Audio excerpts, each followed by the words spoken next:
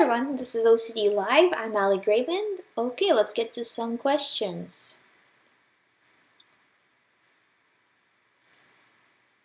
Okay, first question. I asked my family to help me do the rituals. Is that bad? I actually see this a lot with clients when they first come to see me, basically. First I talk to them. This is a very common situation where the family, because nobody, again, if you haven't heard me in my earlier broadcasts, you'll hear it today again, that I get very upset that people are not taught the right things to do, so they start to do wrong things. And they do these wrong things year after year. The family does them, the person does them, because nobody knows. They go to the doctor doesn't know. I don't understand how the doctors don't know. That's their primary job, is to help the patient. I don't understand. But anyways, I see it all the time that the person doesn't know that the reassurance is the source of OCD keeping going. So, because when you're in an OCD state, when you're in that moment of, extreme panic, reassurance seems like the only way out. It's the only way to stop it is just to find out the truth, and then you can, deal with it or whatever. So, and the person goes very far to find out the truth. When it comes to family helping with the rituals, it's usually stuff like, this is a very common, I see it all the time in people who, with people who do like cleaning stuff, so stuff that has some sort of a relation to, being like stuff around the house. So, the family might, only touch certain things or wash their hands a certain way, or maybe like change when they come home from some activity right away, so just to not aggravate the OCD, and starts to kind of develop those habits. So, but, every time the person gets their family to help with compulsions, really it's just making a bigger deal out of something that's not true. So every time a compulsion is done, your brain gets a clear message that this situation is important, it's real, and it's going to send you more of it, because it's going to send you more of an important and real situation, because it should, right? But it doesn't understand that this is OCD, because basically the person would tell the mind that it's relevant by doing the compulsion, because you don't do compulsions for not relevant things. So you're sending the mind that signal that this is important and relevant, and in turn your mind says, okay, well, if it's important, I better send more of the same thoughts, right? OCD is very logical like that. So, and then when the family starts to help out with it, and what they think is help, and also do the compulsions with the person, it just becomes a bigger problem. And I always like, when I talk to people, especially people who have severe OCD, to at least once, because with severe OCD package, it includes more than once a week sessions. So sometimes we do every day, depending on what the person needs. So every day, every other day, whatever. But I always like to, if possible, if the family is interested, talk to the family, just to get everybody on the same page, because I think it's monumentally important that everybody understands what exactly their role is in their loved one's recovery. And to be honest with you, it's the role of the family is very little in like effort, because their job is to not help, not help with the compulsions, not help with the reassurance. So the only thing they have to do is, if they see that the person is kind of getting very agitated, very anxious, they have to say, this is OCD, what you're supposed to be doing, you need to be doing that. You need to stop analyzing, or you need to stop doing the compulsion or whatever. So try to help bring the person back to, like, remind them that what they should be doing versus what they're actually doing right now, and that it's wrong, it's not helping, stop, basically. So that's the main job of the family, what they're supposed to do. But then, because people don't know what to do, and reassurance just seems like the right thing to do, right, in the moment, because everybody just wants the stop to go away. So families sometimes use this as, well, if I just do this how my loved one wants it done, they won't bug me, or they'll feel better, or I can't deal with this right now, I'll just do it how they want it, just so they could leave me alone. all of this type of stuff. So but it's more damage, and it's a wrong attitude as well, because you will have to deal with it, later, because it's getting worse. When this stuff happens, OCD gets worse, and the worse it gets, the more you'll have to deal with it, basically, at some point. Okay, so next question is self-reassurance just as bad as reassurance from others? To be honest, self-reassurance is much worse than reassurance from others. Not in all cases, but in most cases, because you can only bug the person, like another person, so much before they say, okay, I'm not giving you any more reassurance, But within yourself, you can just go on and on and on, in trying to solve it. So where with another person, you will get, say, 10 reassurances and 10 signals sent to your mind that this thought is true because of the reassurance. Within yourself, you'll get hundreds, thousands of them, because there is no stopping. You can just go over the situation again and again and again, getting more and more anxious as you're going over it. So it's much more difficult to stop it, basically, in that way.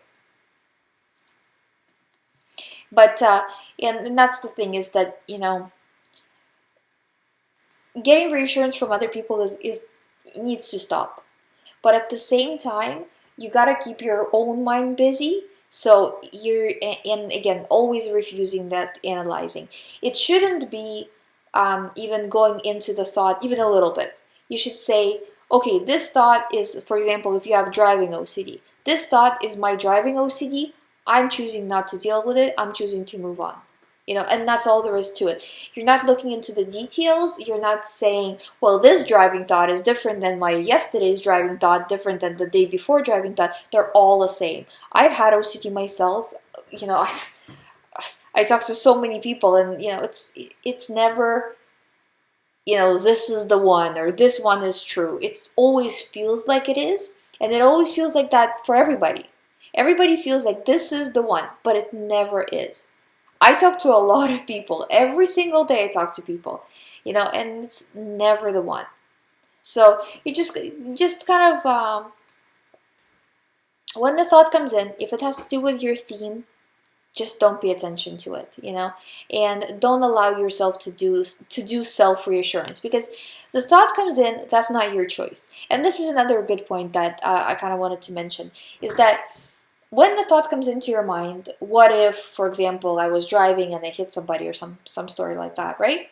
I'm just giving an example. It doesn't have to be driving, but it's a very common OCD.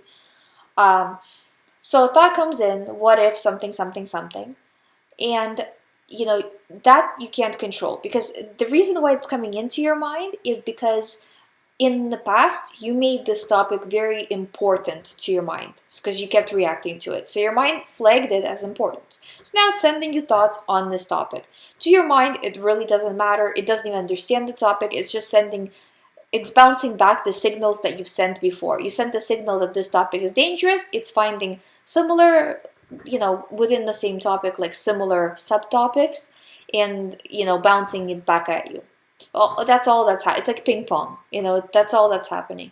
So, and right now, as it stands right now, this is not your choice. This is coming from a choices made in the past.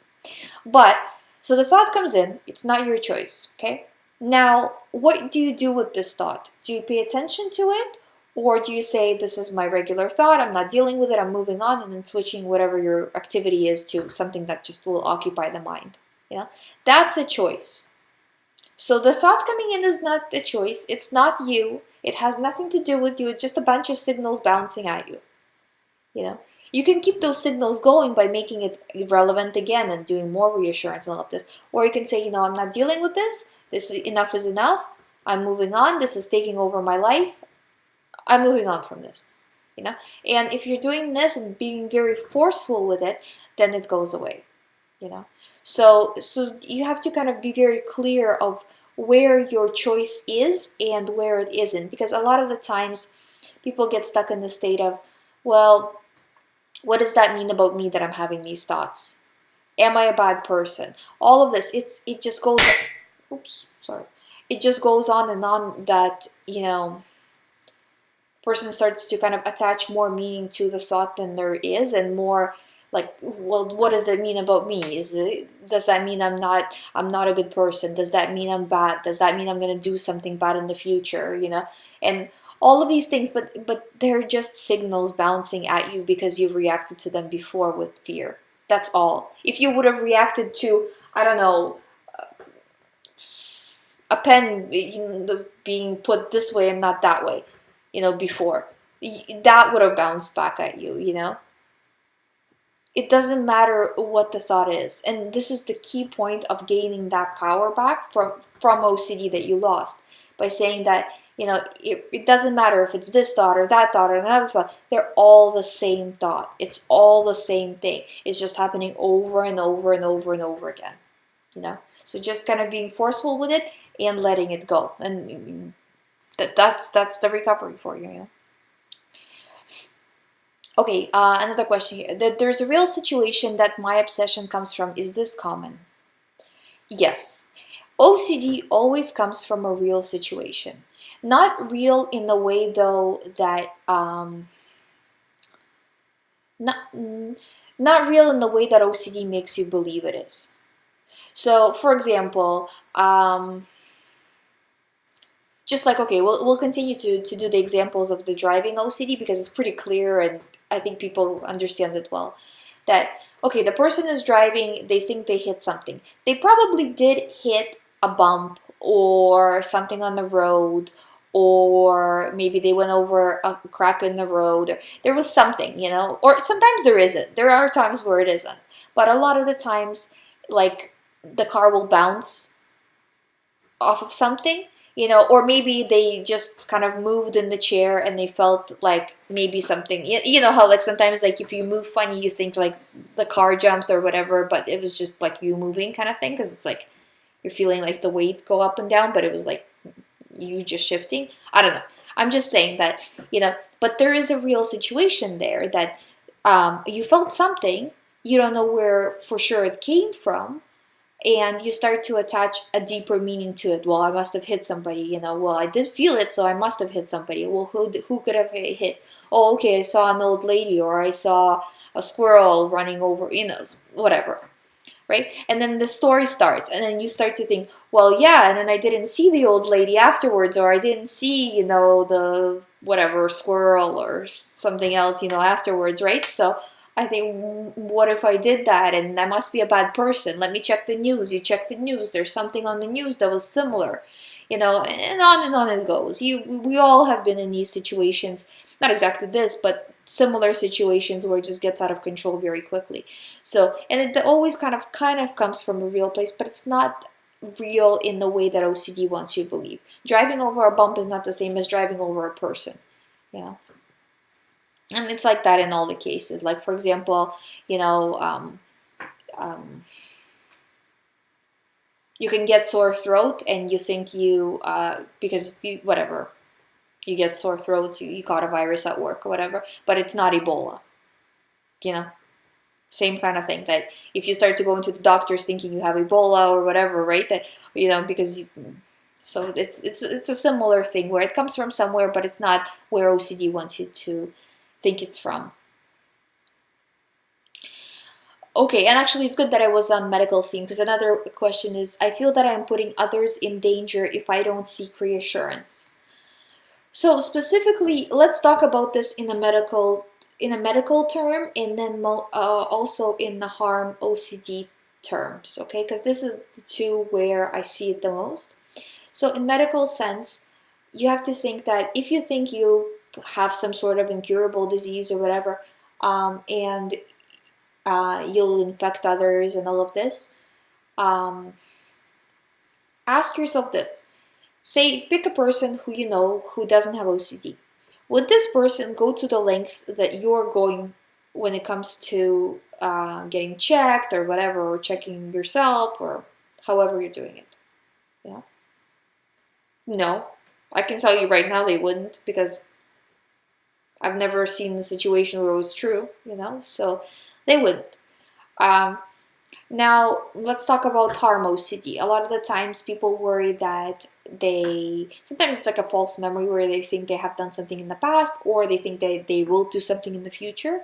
And again, would a person who's not you, who doesn't have OCD, worry about this? Worry about doing something in the past or in the future? No, right? Even if they had a thought of something, they wouldn't do it. They wouldn't worry about doing it. They just say, oh, that was a weird thought, and move on.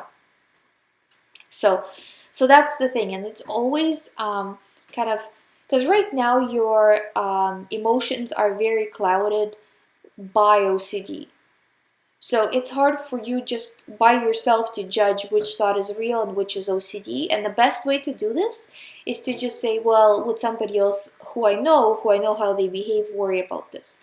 But the only thing is, when you do this, try to not get so deep into it, because you can get yourself in a situation where you're very much worried about the thought and like comparing yourself to that person to the deepest detail until you find something that will get kind of misinterpreted, and would think that, oh well, maybe in this way they would check, or maybe just like this they would do it, so something like that. So don't think of it that deep. Instead, just say, they wouldn't, they wouldn't, they wouldn't, so you shouldn't either, and that's it. And once you stop that emotional connection that gets created when you're really deep, if you're thinking deep about the thought, you will see the situation just like them. You probably see your past situations just like you see just like they would see it, just like they would see your present one. Now you understand that the past situation was not real, it was not dangerous, it was fine, like it was not a big deal. But before, it meant the world to you, basically. So that's the thing. It's just because the emotions are clouding your judgment. So don't rely on your judgment, like from an emotional standpoint. Say what this person think about it. If not, then you don't either, and that's it. Okay, and last question for today. Also, if you have your own questions, please put it in the chat window on the side and I'll answer them. Okay. So the last question is, I often feel the worst early in the morning. Why is that? And I don't know if I went over it in my previous broadcasts, but in the morning, you have kind of like the perfect storm situation. On one side, your serotonin is the lowest in the morning. Actually, it's lowest, well, depending on your, circadian rhythms and all of this kind of stuff. But generally, around 4 or 5 p.m., a.m. rather, like early morning, your serotonin levels are the lowest of the day. So if, say, you wake up at like 7 a.m., your serotonin is still really, really low. And then it starts to build up over the course of the day, and I think it starts to drop pretty seriously around midnight.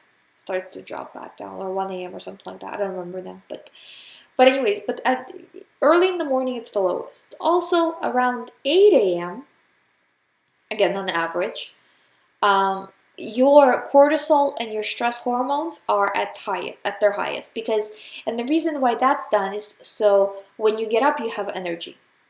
Not that many of us have it because we're so tired and stressed and all of this, but allegedly you have energy. But anyways, your cortisol is running really high, whether you're feeling it or not, okay?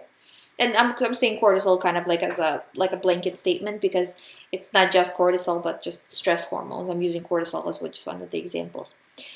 So stress hormones high, serotonin, feel-good hormones low. And then the third thing of it is that you just woke up. You're nice and fresh. You don't have anything else to focus on. You just are in your bedroom and, nothing else is happening.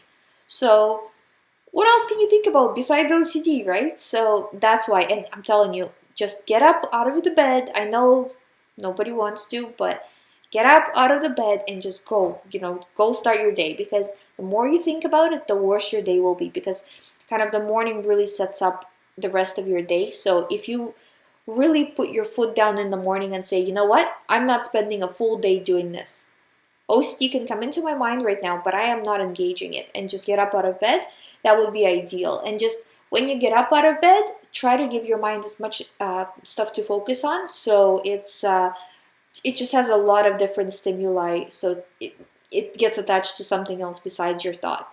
Do this, do that, start cleaning, start getting ready, start preparing, whatever it is that you do. Okay, I have a question here. What do you do when the person has proof that their obsession is not real, but still does not believe it? So their gut reaction is to protect themselves by doing their compulsions to feel better. And then a continuation of that, if they don't expect it, if they don't accept it as real, deep inside, can the person really begin to help themselves if they don't accept the premise as false? Okay, so there's two questions. See, when you have OCD, just having proof is not enough. You want to have 1,000,000% proof, and there is no point where that will be enough. Because, say if you are afraid of HIV, for example, and you do 1,000,000 tests, and you say, well, there is 1,000,000 to 1, you do 1,000,000,000 tests, you say, there's 1,000,000,000 to 1. There's no point where that'll be enough if you keep going with the compulsions. There's no, you can go to one, I've done it, where I went to one doctor, another doctor, and, at third doctor, they're like, I think you have a different problem. And that's kind of when I started to research OCD, and, they kind of find out about it more. So just a sec here. Yeah, so when a person is afraid, their gut reaction is always to protect themselves by doing compulsions. And, there's no amount of proof that's enough.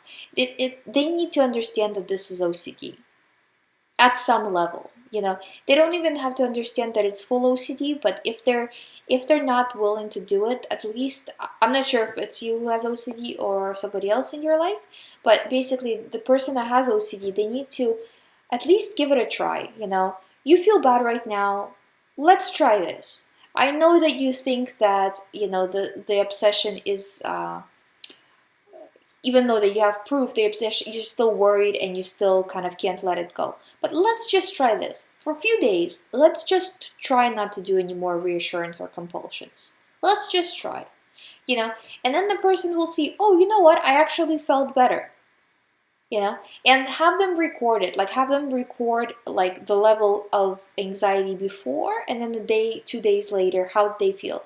Do you feel even slightly better? And they will feel slightly better if they're actually going through it how they're supposed to, and not kind of cheating and doing the compulsion anyway. And this is how you do it, because in the beginning, especially when the person doesn't know even much about OCD or is not ready to accept it, because this is always the case. The reason why they can't get over the obsession is because they can't accept it as being false.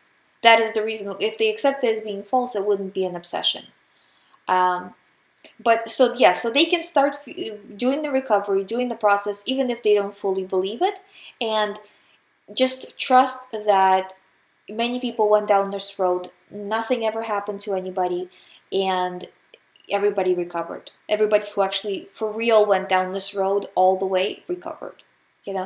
So there is a leap of faith situation where that you have to put your faith in the methods. If you choose my method, then my method in me, that it works, or in your doctor, whoever you're working with, right? Or if you're just working by yourself, then just trusting that the self-help method works and going through it. Because honestly, you got to think, how much did you lose from just going from thought to thought to thought? And that's a good kind of way to put it to the person, is that you've already lost so much happiness because of this. You've lost so much time. You've lost so many memories because you were there maybe, but you weren't mentally there. You missed it. So let's just try it. you know, and who cares if you believe it or not believe it? Let's just try it. So I think that that's kind of based on my experience, that that's the best way to approach it, rather than to try to convince the person that it's not true, because they're not going to get convinced. You know, they can only get convinced when they pull away from the thought, and to pull away from the thought, they need to stop doing the compulsion. I hope that answers your question.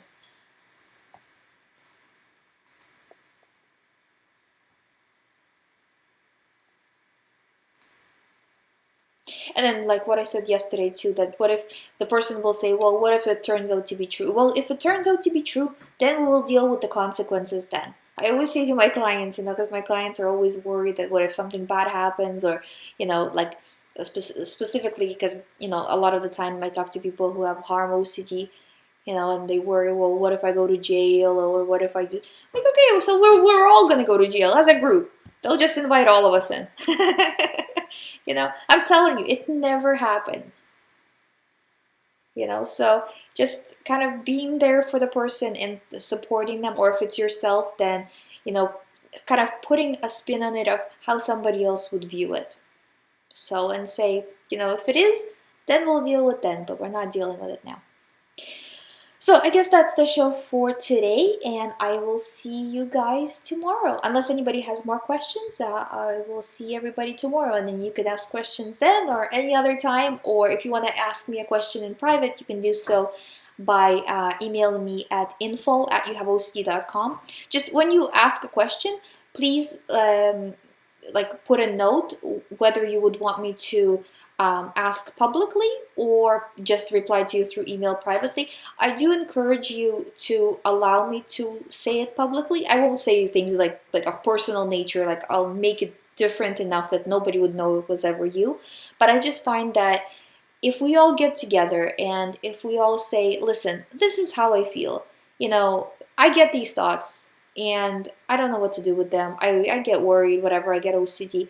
And if everybody understands that everybody who has OCD is getting the exact same thoughts, then they won't be so scary, and then we'll stop getting them. You know? So that it's very important to bring it up, I find, in specific details to a specific type of OCD, and to that extent too, that I will be doing shows later on specific types of OCD. So if you guys have would like me to talk about your theme of OCD, because I mean I talk to clients every day, so I have a lot of experience with different themes. So if you would like me to bring up your specific theme, then just let me know what it is, and, you know, not in detail, but just generally the subject matter, and then I'll talk about it. Also, if you go to youhaveocd.com, you can sign up with me for a private one-on-one recovery program with me. And I also have books available. Also, my books are available on Kindle, on iTunes. I also have apps on for iPad and for iPhones. So you guys can check that out. Thank you guys again for watching and for listening, and I'll see you tomorrow.